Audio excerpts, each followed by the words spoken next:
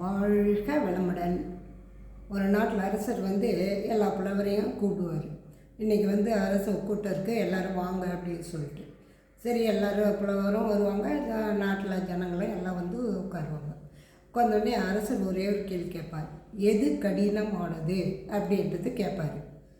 அப்போ புலவர்லாம் வந்திருக்காங்களா இல்லையா, அவங்களாம் ஒருத்தர் சொல்லுவாங்க, நான் துறவி ஆகிறதுக்கு ரொம்ப கஷ்டம் அப்படின்னு சொல்லிட்டு. இன்னொரு புலவர் சொல்லுவார், மோட்சம் அடுத்த பிறவியே வேணாம், மோட்சம் தான் இப்போ கடினமானது இருக்கிறது இல்லையா அப்படின்னு. இன்னொரு புலவர் என்ன சொன்னார், குடும்பம் நல்ல குடும்பத்தில் பிறகு தான் ரொம்ப கஷ்டம் அப்படின்னு சொல்லுவான்.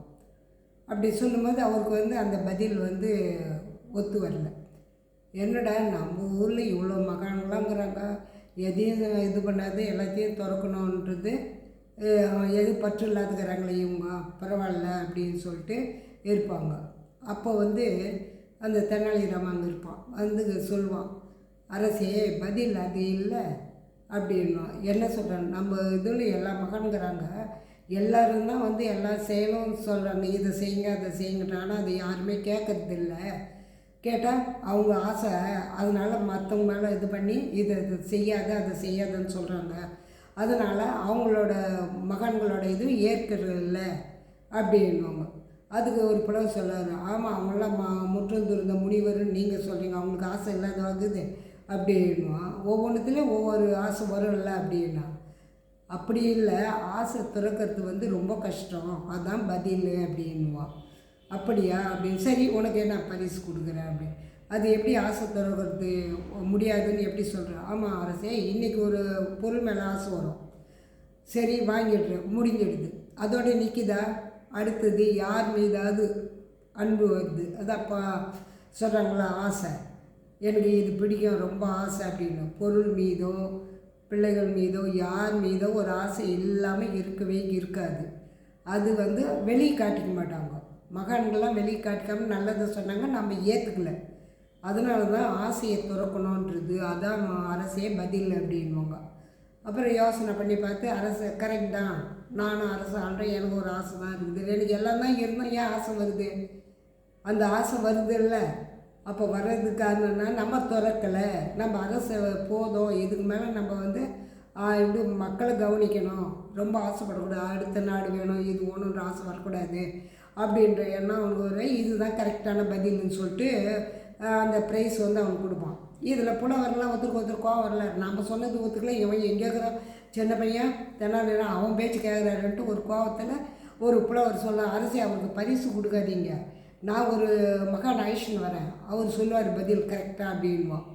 சரி ஓகேன்னுவார் யார், தெனாலிராமன். ஓகே, அதை நான் நான் ஒரே ஒரு கேள்வி மட்டும்தான் கேட்பேன், கேட்டுட்டு அவர் மாதிரி சொல்லிட்டு நானே கொடுத்தேன் இந்த பரிசு, எனக்கு தேவையில்லை அப்படின்வார். அப்போது அரசு சொல்ல, பரவாயில்ல, தெனாலிராமன் எதுக்கும் ஆசைப்படலை, அதையும் கொடுக்குறன்றால, ஒரு கொடுத்தத பொருள் கூட இன்னொருத்தர் கொடுக்குறன்றால, அதுதான் எண்ணம் அப்படின்னு சொல்லிட்டு அது ஓகேன்னுவார்.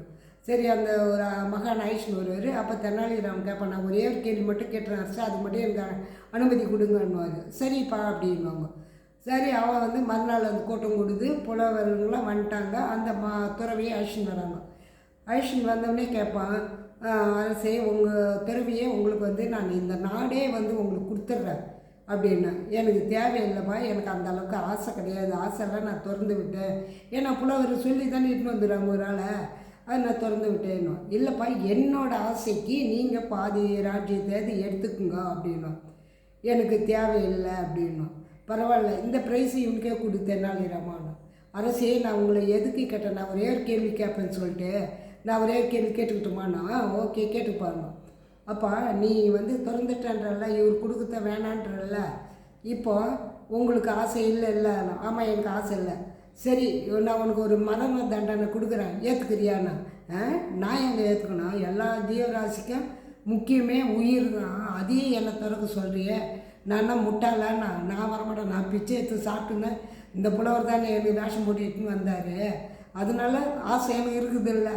சரி, ப்ரைஸ் கொடுப்பாங்க, வாங்கி போய் நிம்மதியாக உட்காந்து சாப்பிட்லான்ட்டு, பிச்சை எடுக்காமல் இருக்கலான்னு இல்லை அப்படின்வான். அரசே, இப்போ ஒத்துக்கிறீங்களா, ஆசை இல்லைன்னு ஒத்துக்கிறீங்க, இருக்குது, ஆசையை திறக்க மாட்டான்ட்டு தெரிஞ்சுக்கிறீங்களான்னுவான். அவன் உயிரினோடனே எனக்கு வேணால் ஓடுறான்ல, அதுக்கு தான் சொல்கிறேன். அரசே, ஆசை எல்லாருக்கும் இருக்குது, அவ்வளோ சீக்கிரம் திறக்க முடியாது. அதனால் கொஞ்சம் கொஞ்சமாக இருந்து கடைசி காலத்து போகிற நேரத்துக்கு கொஞ்சம் வச்சுன்னு கூட போயிடலாம். அதுக்கு தானே தவிர ஆசை இல்லாமல் மனுஷன் யாருமே கிடையாது. எந்த ஜீவராசிக்கும் ஒரு ஆசைன்னு உண்டு. அந்த ஆசையை திறக்கிறது தான் கடினம். வாழ்க வளமுடன்.